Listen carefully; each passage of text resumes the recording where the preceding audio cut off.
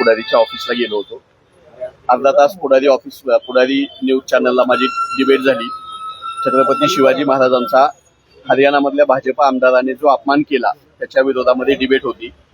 त्या डिबेटमध्ये मी भारतीय जनता पक्षाचं प्रशांत कोरटकर, श्रीपाद छिंदम, राहुल सोलापूरकर, भगतसिंग कोश्यारी, जय भगवान गोयल ही माणसं शिवाजी महाराजांचा अपमान वारंवार कसा करतात असा मी सवाल उपस्थित केला. ती चर्चा वादळी चर्चा होती, पण वैचारिक आणि संयमी पद्धतीनं मी चर्चा करत होतो.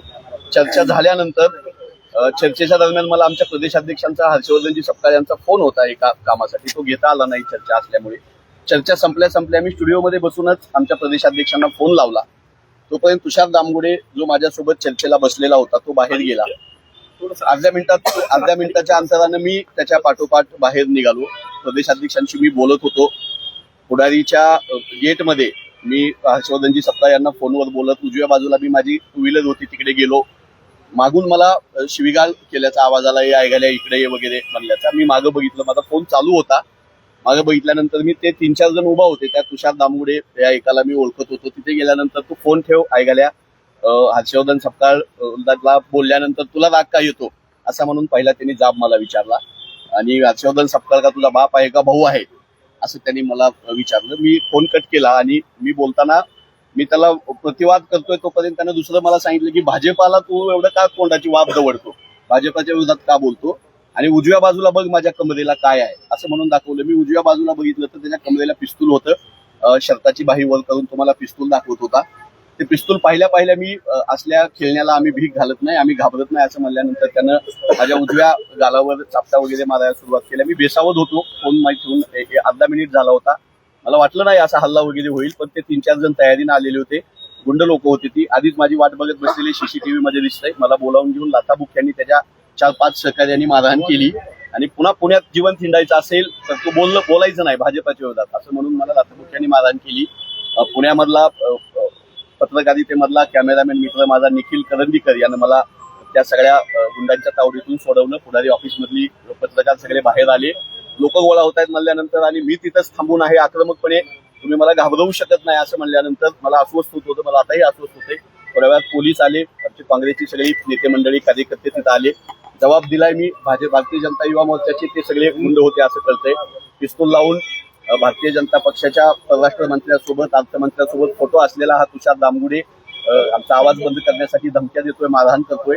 मी मेडिकलला जातोय. माझ्या बरगाडीमध्ये लाथा बसलेल्या आहेत. माझ्या अगोदरच मला एक जखम होती, नाकाला त्यांनी मारलेला आहे. मला अस्वस्थ होते.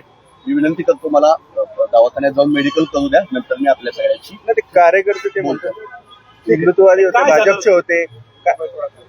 मला माहित नाही शिवाजी महाराजांच्या विषयावर मी शिवाजी महाराजांचा अपमान भाजपवाले का करतात याचा त्यांना राग आला आणि भाजपच्या विरोधात तू का बोलतो हे त्यांचं पहिलं वाक्य होतं. दुसरं, हर्षवर्धन सपकाळ तुझा का बाप भाऊ आहे का, त्याला बोलल्यास तुला का राग येतो, आम्ही त्याला शिवाय देऊ नाही तर काय करू. मी ते माझे प्रदेशाध्यक्ष आहेत असं म्हणेपर्यंत पुण्यात राहायचंय, जिवंत राहायचंय तर हे कमरेला बघ, खाली बघ काय उजव्या बाजूला असं म्हणल्यानंतर ती पिस्तूल दिसली आणि लाथाबुक्क्यांनी त्यांनी मारहाण केले. मला यापूर्वी त्यांना कधी बघितलं होतं? मला सगळे की अननोन लोक आहेत माझ्यासाठी. आमच्या काँग्रेस कार्यकर्त्यांनी सांगितलं वेगवेगळ्या भागातल्या की ते भारतीय जनता युवा मोर्चाचे आहेत. त्यांचे पेज बघितले, अकाउंट बघितले. पुण्यामधलेच आहेत ते सगळे गुंड. त्यातले काही जण त्यांच्यावर गुन्हे दाखल आहेत, गुंड प्रवृत्तीची लोक आहेत. पण या असल्या बंदुकी घेऊन हिंडणाऱ्या आणि गोळी मारायची धमकी देणाऱ्या गोडसेच्या अवलादीला मी महात्मा गांधींचा कार्यकर्ता आहे, काँग्रेस पक्षाचा राहुलजी गांधींचा कार्यकर्ता आहे. काँग्रेस पक्ष माझ्या पूर्ण पाठीशी आहे. पुण्यातले सगळे काँग्रेसचे नेते प्रशांतजी जगताप, अविनाशजी बागवे, अभयजी ठाकरे सोबत आहेत. 4 दिवसापूर्वी काँग्रेस भवनवर यांनी हल्ला केला, आज माझ्यावर हल्ला केला. तर आम्ही या गोडशीच्या अवलादीला लढायला आम्ही मैदानात आहोत. मला थोडं अस्वस्थ होते. मला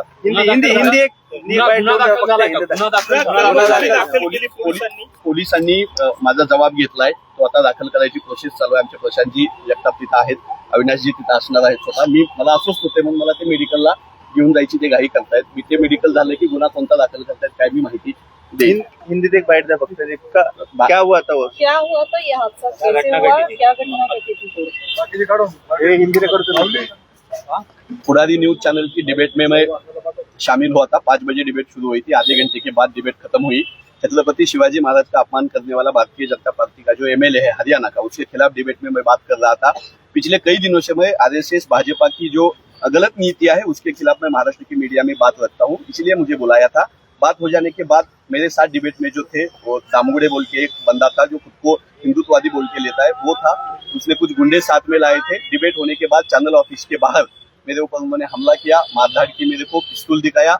अगर जिंदा रहना है तो बीजेपी के खिलाफ तू बोलना नहीं, ऐसा करके धमकाया। लातों से हाथों से मुझे मारा है। मैं पुलिस स्टेशन में हूँ। हमारी पूरी कांग्रेस पार्टी हमारे साथ है। ये गोडसे की औलाद, हम उनसे डरने वाले नहीं है। हम गांधी जी के लोग हैं। बीजेपी का ये जो पूरा चालू है, दहशतगर्दी चालू है, उसके खिलाफ हम लड़ने के लिए मैदान में हैं।